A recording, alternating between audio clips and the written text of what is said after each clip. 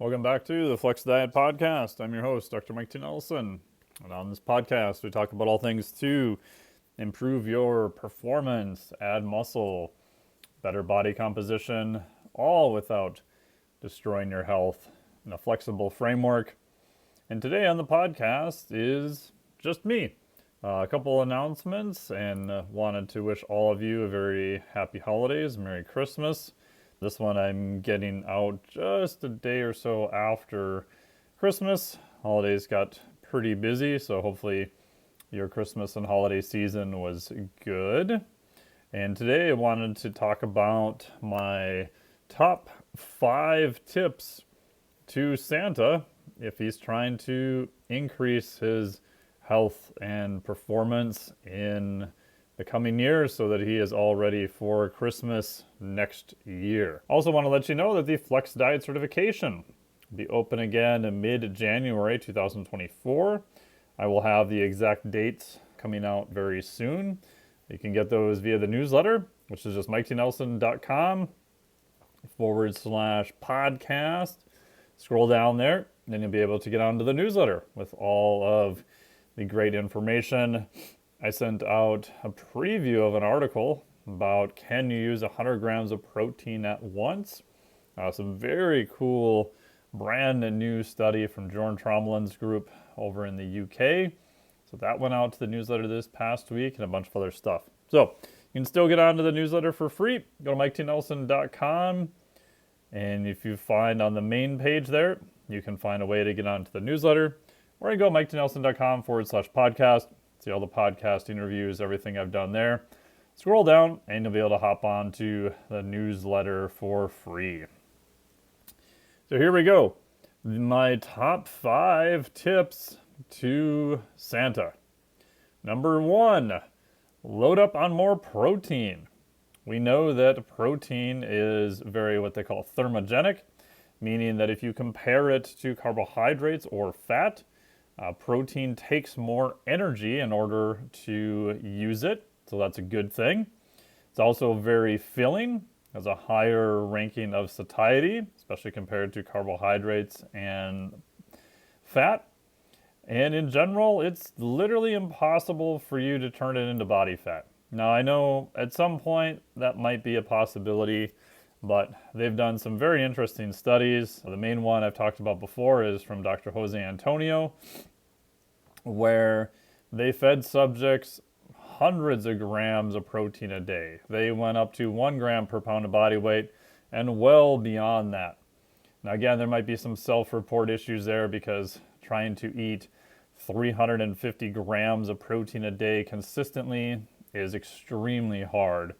But in that study, which was a longer term study, I want to say it was 6 weeks, that they did not see any increase in fat in the group that was eating massive amounts of protein. So tip number 1 to Santa, load up on more protein. Tip number 2, you can keep the milk and cookies, but only on Christmas. So as and throughout the Flex Diet Cert, I am not a huge fan of just white knuckle restriction. Yes, in theory, if you only ate vegetables and protein, would you lose weight? Of course you would. The downside is that trying to be compliant on that day after day, week after week, month after month is very difficult. And also, for most people, your performance is going to drop. So even if you're just trying to add or retain muscle, the main thing that's driving that is going to be your performance in the gym.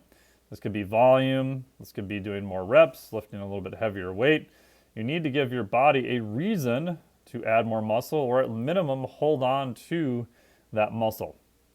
And if you are taking out all carbohydrates, or at least a good swath of them, it's very hard to keep that level of performance, even though you may not be a performance athlete per se. So number 2 is you can keep the milk and cookies, but limit them to particular times. Yes, if you are eating all of the Christmas cookies in your house, that of course is going to have a consequence on your waistline. But if I told you do not think of a pink elephant, the first thing you thought of is a pink elephant. So constantly telling yourself not to eat the cookies usually is not going to work well for most people.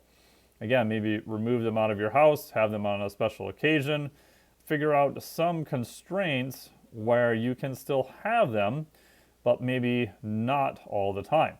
So for example, one of the things I teach in the Flex Diet certification is increasing protein, as we talked about with step number 1 here. If you eat more protein, you are less likely to fall into an entire birthday cake. It does happen at times, but if you set up your nutrition correctly, with the correct amount of protein, fats, carbohydrates, what they call the macronutrients, also the micronutrients play a huge role, the odds of you seeing success are much, much greater. So you can still have the milk and cookies, just keep them limited. Tip number 3 to Santa: get those boots a walking. We know that NEAT, non-exercise activity thermogenesis, super important for overall health and especially body composition. If we look at something called the TDEE, or total daily energy expenditure, how many total calories you expend per day, most people think that exercise is number 1. And exercise is actually not even number 2. It's actually usually number 3. Unless you are training for a massive triathlon or some huge amount of volume sports event or feat, exercise is typically number 3 for the total number of calories burned per day. Number 1 is your resting metabolic rate, just how much energy it takes to keep the lights on. And number 2 is actually NEAT, non-exercise activity thermogenesis, how much you twitch, you walk around, you're moving. That is the way to drain more calories out of the system. Or I like to think of it, you're trying to sneak calories out of the system. You want to burn more calories, but in a perfect world, you don't really want to trip your appetite to have you eat more of those calories. So what we find is walking, which is very low intensity, is a great way to get more movement, burn more calories, and it works really well to sneak the calories out of the system. There's only so much high intensity intervals and weight training you can do. Both of those things are great and have their place. However, what I find for body composition, especially getting more movement, you can monitor this via a step count, which almost all watches will do now. Makes it a relatively easier way to go about and do it, which is why in the Flex Diet Cert, NEAT has its own module where we only talk about just how to get more NEAT. Number 4, lift heavy presents. Prioritize picking them up, squatting down with them, putting them overhead. Some form of strength training is going to be best in order to add some muscle, or at a very minimum, keep as much muscle as possible. While adding more muscle won't dramatically increase your resting metabolic rate, it is a movement in the right direction. And over time, we know that adults can lose muscle mass, something called sarcopenia, so loss of muscle mass, and that will negatively affect them. It does affect their resting metabolic rate, although probably less than what people realize. But the bigger thing is it affects your ability to actually move. If you don't have a lot of muscle, or especially after an injury, then movement becomes very difficult, and that can result in kind of this downward spiral where it's even harder to burn more calories. So keep some lifting in there as best you can. It's going to be helpful. Number 5, it's going to be cardio. So doing your cardiovascular training is extremely beneficial. Now again, my bias here, which I talk more about this in the level 2, which is a physiologic flexibility certification. We do cover this briefly in the Flex Diet Cert level 1. I like to program cardio more for the adaptations on the cardiorespiratory system that you would get, and not so much just to burn calories. Yes, it is good for burning calories. Yes, I am a fan of lower intensity fasted cardio. I do think it does have its place. However, when programming these, I'm actually looking to see what are the positive changes to different aspects of your cardiovascular metabolism we can make. The big thing there is going to be your VO2 max, which is like your 1 rep max for lifting, but for your cardiovascular system. This is the maximal amount of volume of oxygen you can use at any one time. Very good studies showing that this is highly related to longevity also, and also makes everything else sub-maximal.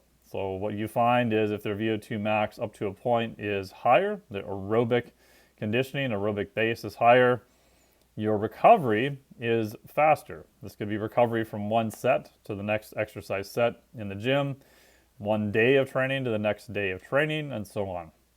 So spending some time doing cardiovascular training is also extremely beneficial for health, reduction in risk of type 2 diabetes, blood pressure, etc. So I typically like having clients, athletes do some type of cardio probably 2 to 4 times a week. That'll vary depending upon what their goals are, if it's just general health or they have some specific goal that they're trying to achieve. But either way, I like to program that for the adaptations that I want to see from it, not just haphazardly as a way to drain calories out of the system. So there you go. Those are my top 5 tips to Santa looking to get in better metabolic shape, be more metabolically flexible, better body composition for Christmas next year. So if you enjoyed this, feel free to send it to a friend. Thank you so much for listening to the podcast for going on the past 2 years now. Really appreciate it. We've got a ton of very cool guests coming up next year. A couple of them have already been recorded, so stay tuned for that. We'll have a new podcast out every week as we have for the last 2 years. Any questions, please let me know. If you can place a review or just any stars you feel is appropriate, that always helps us out with a lot of the podcasts that are out there. Thank you so much. Really appreciate it. We'll talk to all of you next week. What do you suppose they call that? A novelty act? I don't know, but it wasn't too bad.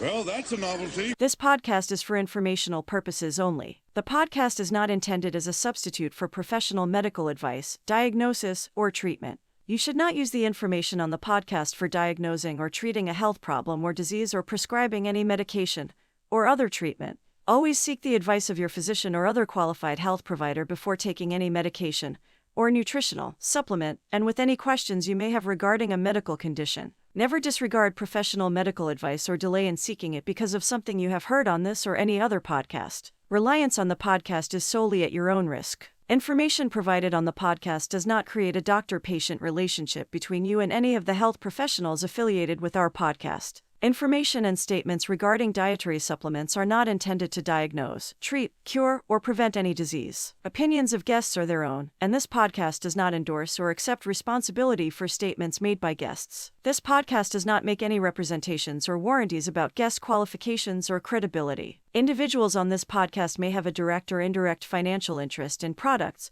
or services referred to therein. If you think you have a medical problem, consult a licensed physician.